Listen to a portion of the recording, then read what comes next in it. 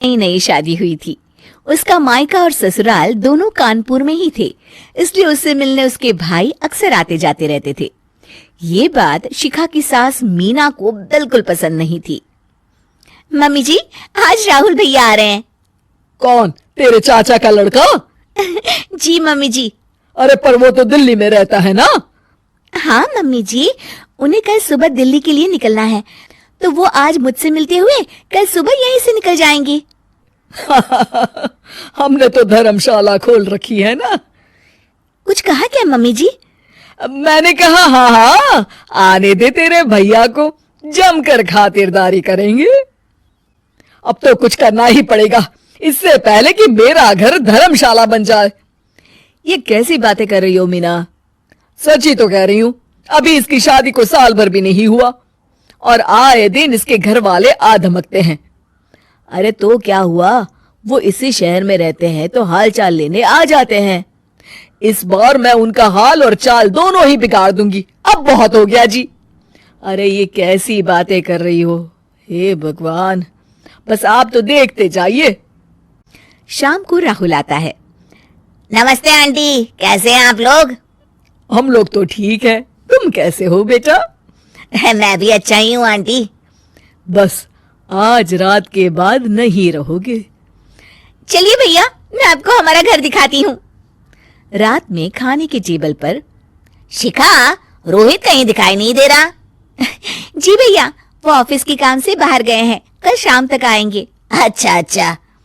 बेटा, क्या तुम भूत प्रेत में मानते हो?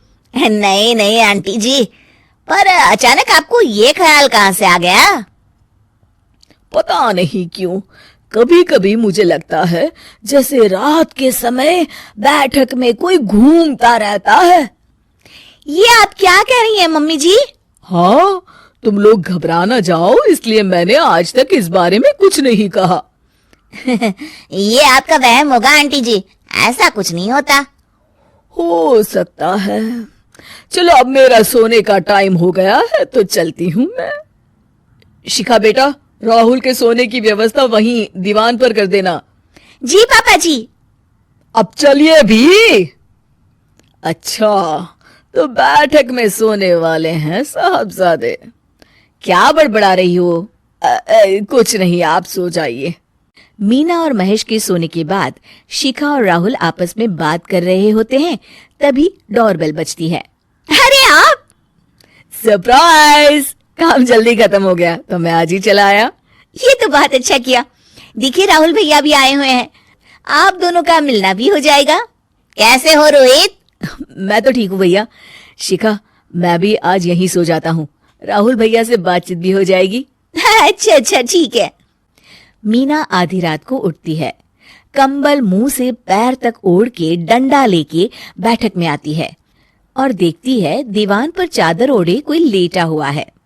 देखो तो कैसे मजे से सो रहा है बहन के ससुराल में।